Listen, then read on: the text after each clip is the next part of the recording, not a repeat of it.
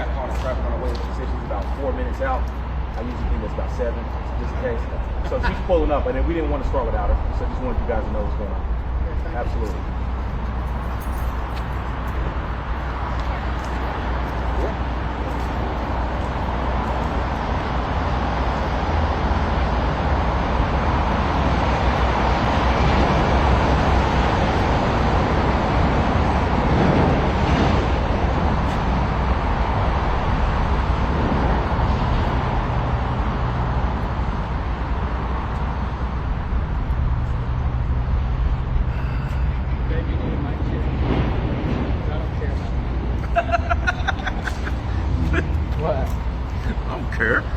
Okay, mic check from all the microphones stuck up here. I'll be taking any kind of questions at this time on any subjects. Feel free. Although I am streaming back, so let's don't keep any of the questions personal. Yes, ma'am? You've got a question? I'm streaming too, so. Can I get a key lime cheesecake free of charge? No, ma'am, those are not free. Nothing is free in this world. However, they are worth every penny you pay for it. Oh, I heard. And if not, it's a money back guarantee. Oh, okay, money back guarantee. Money back guarantee. All right, no more questions.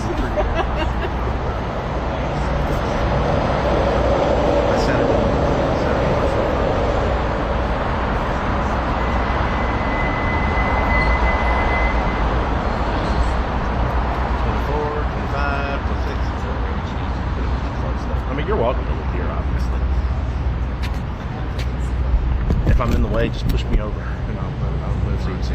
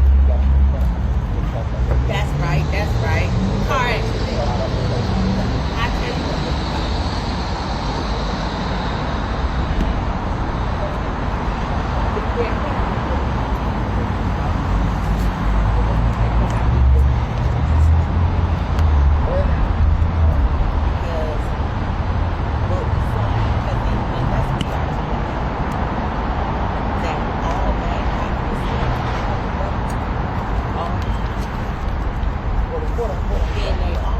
I understand what you're saying, but what I'm talking about, though, is how I'm I do. I work very intimately on that. having those 3 Raleigh police officers with them. That's how we prepare. Right, but you know what else they happened? Those are police officers. And they was pretty much like shit out of my right hand almost to death. And they didn't stop. So they don't get to be called good cops. Sorry, we don't get to do it. Okay. Don't get to have it both ways.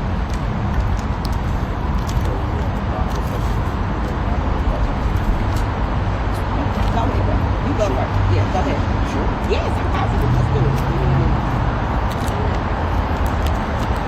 Let me know when you're ready.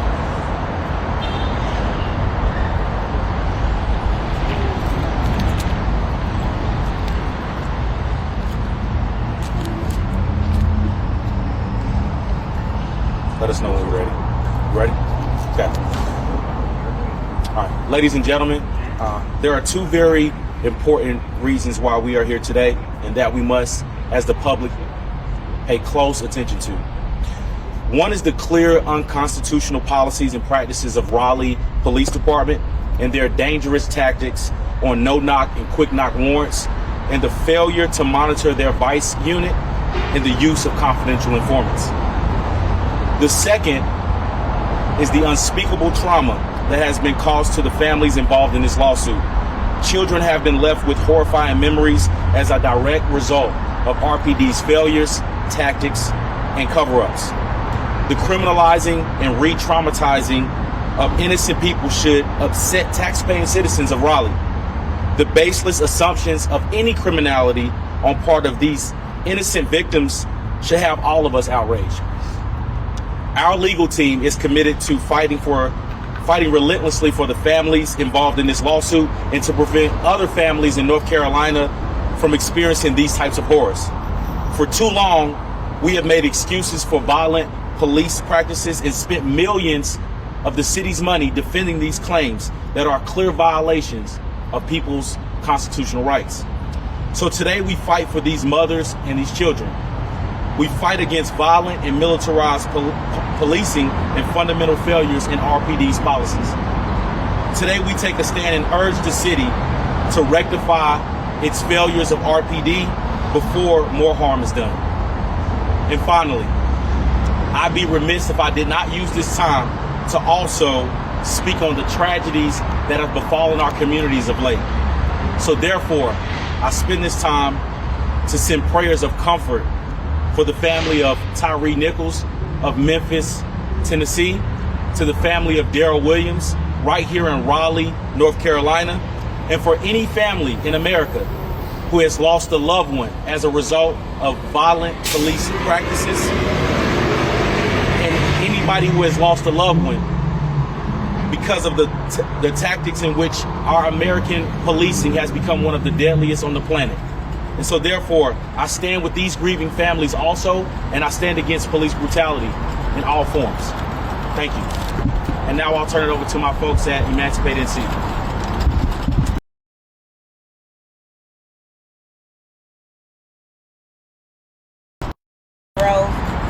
That's BLAGROVE. I am the Executive Director of Emancipate NC.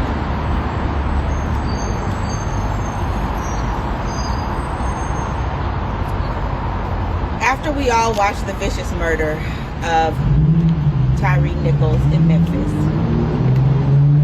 and the murder we have yet to see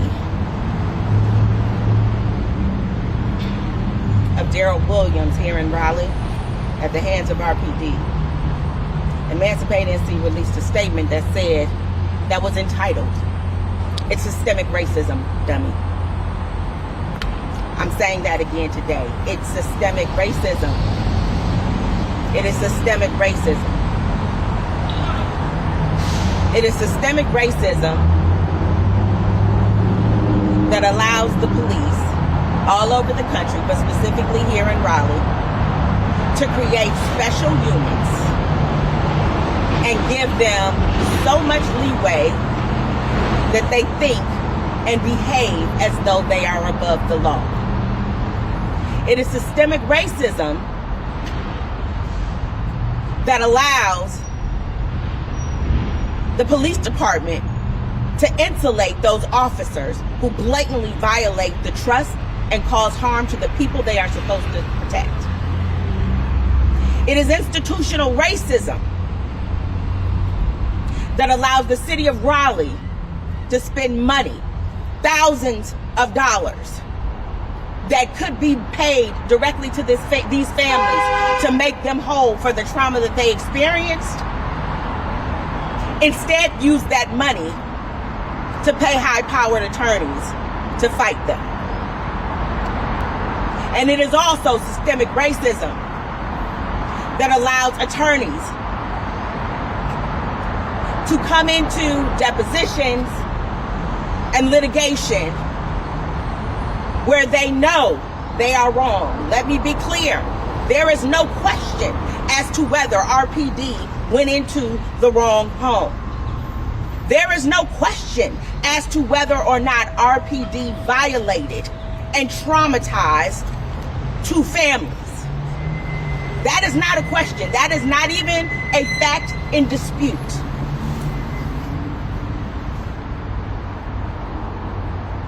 Instead of standing on that truth, the city of Raleigh has allowed its attorneys and the high-priced private attorneys that they have paid to fight these people who have no money for their own legal representation,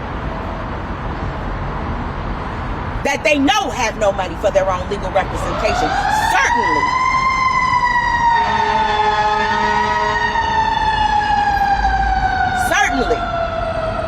not enough money to fight against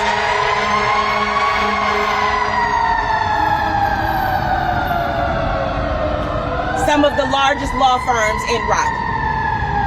That is systemic racism.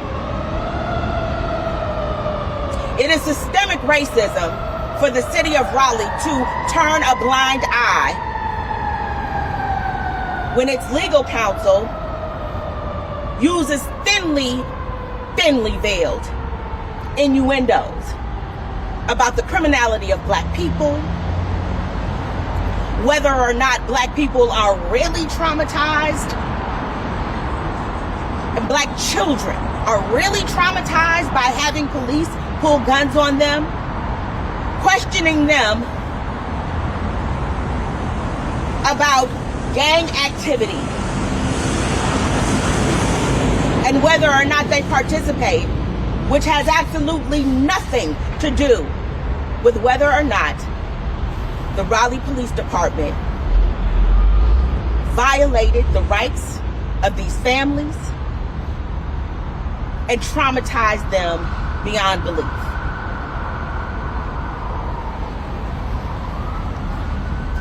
The city of Raleigh wraps itself in institutional racism by allowing their attorneys to use race, to use thinly veiled tropes about entire black communities to litigate something that they know is indefensible. We are calling on the city of Raleigh, and specifically the people who the people of Raleigh elected to represent them, to demand that the power that they have given these folks is not used to further systemic racism, is not used in a way that further marginalizes people who are already deeply marginalized. We are calling on the city of Raleigh to do the right thing, to stop hiding behind the comforts of systemic racism, to break it down and use the power that the people gave them to create a more fair, a more just, and a more equitable city for all of its residents. Not just the ones who have the power or the money to hire high-priced attorneys. Emancipate NC is here because we have to be here. Because we have to stand in this gap. Because if we were not here, they would make the people of Southeast Raleigh suffer in silence and say they enjoy it. Just like preventative policing. Today is the anniversary of RPD killing, shooting down a man with serious mental health issues, armed with nothing more than a BB gun. And 3 years ago, just like today, the city of Raleigh and the Raleigh Police Department chooses to wrap itself in systemic and institutional racism instead of creating accountability, instead of creating fair systems, instead of listening to the people, and instead of continuing to perpetrate the harm that the police state causes to black people on a regular basis. We call on the city of Raleigh to say no more. We call on the people of Raleigh to demand that the folks who you have given your power to use it in a way that is fair and is equitable and is just.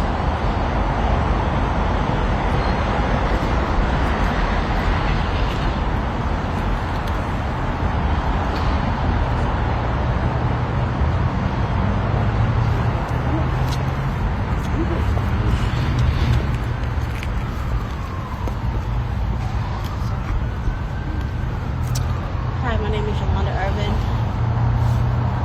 And I'm Kenya Walton. And we are the moms that was illegally raided with the no-knock warrant with Abdul. It's been 3 years. We're going on 3 years. We still have no justice. It's been very hard. It's been traumatizing. I know for my family, my 12-year-old son doesn't even want to come outside anymore. He doesn't even want to talk to the police. He doesn't want to do any activities. And it's all because of a no-knock, which was illegally, wrong house. We were innocent. We was two moms that was just minding our business, going on by our day. And they interrupted our lives. And this has been 3 years of interrupting. We have been through a lot. The deposition was very, very racism.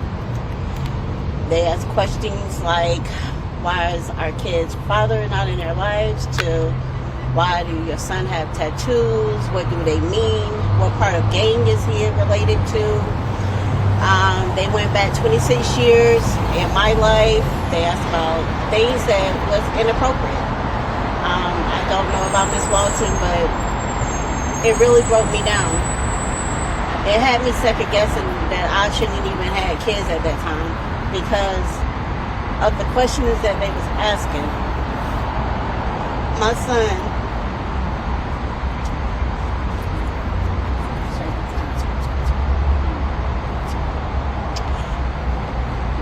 they chased me and Miss Walton kids down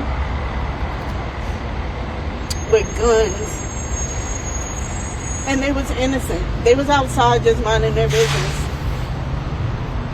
I really thought that I was going to lose my son. I don't know about Miss Walton, but I thought mine was leaving this world the way that he was running for his life. They would not release the body cams so y'all could see how terrorizing that was. But that was very terrorizing. And to this day, they still not apologize to me nor Miss Walton about anything. And yeah, we're here for justice. We don't want this no-knock warrants anymore. We don't want anything. We want justice. And that's what we're standing here for with our lawyers. Thank you. Honestly, I just feel like my son 19 years old now. I think because I was 16. I was robbed of, as well as my son was robbed of, not being able to go to his senior prom. I was robbed of not being able for my son to walk across the stage for his high school because his anxiety is so high. He barely goes out the front door.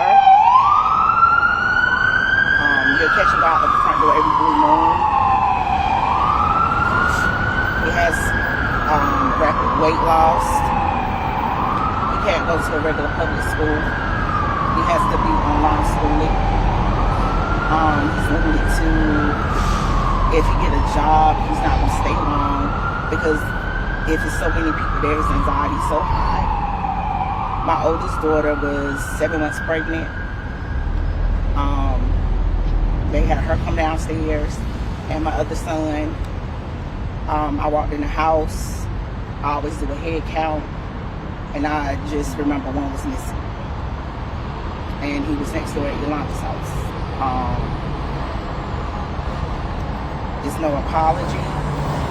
It's no how they gonna help us, try to help us to help our children to get back to how they used to be. My family, as far as family trips, is not none because we can't leave out one because he's refusing to go. I mean, it's something I'm not gonna get back, and I was robbed of. The deposition was disgusting, not fair. Open up rooms that shouldn't have been open. The kids shouldn't have to go through.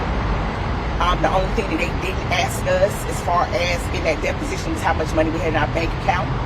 You go back to when the kids were like 2nd and 3rd grade.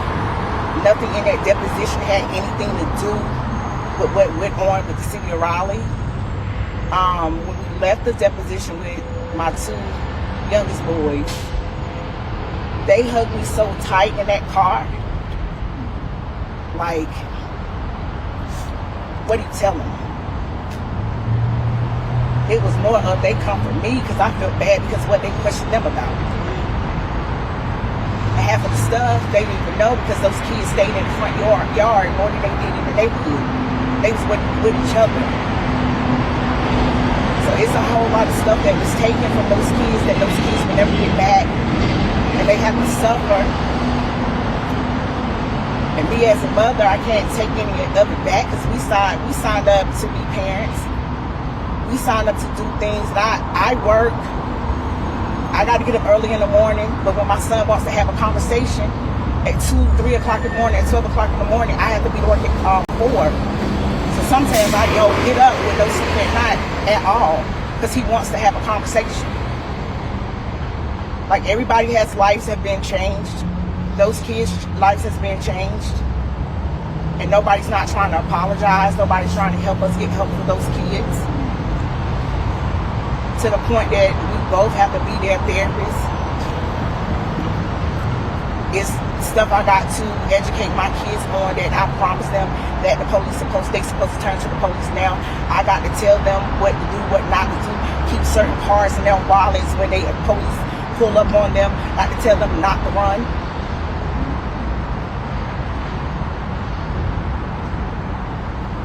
So it's a lot.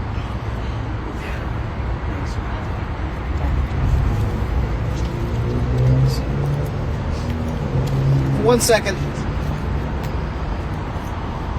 Let me level set.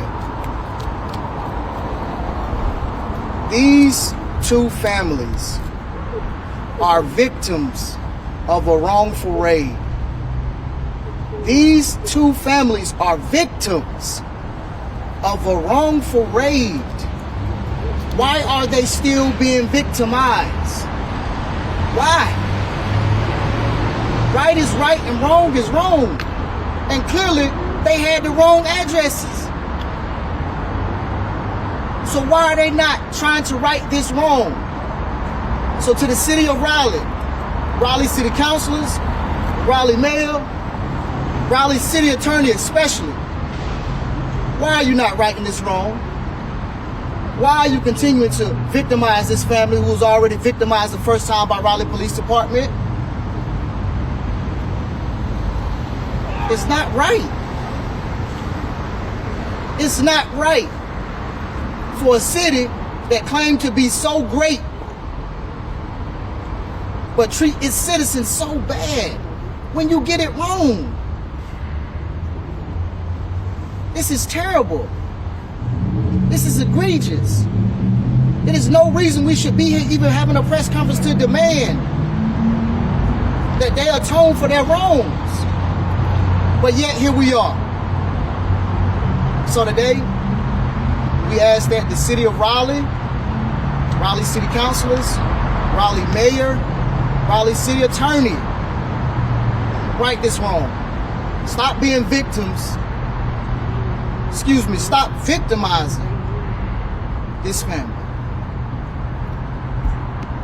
Thank you.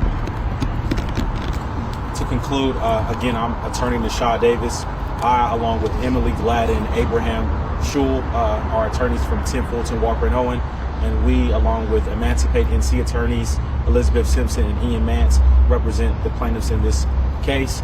We won't take any direct questions to the plaintiffs, but we'll take a few questions if you guys have any. What kind of time frame can we expect with the mediations with the city regarding the lawsuit?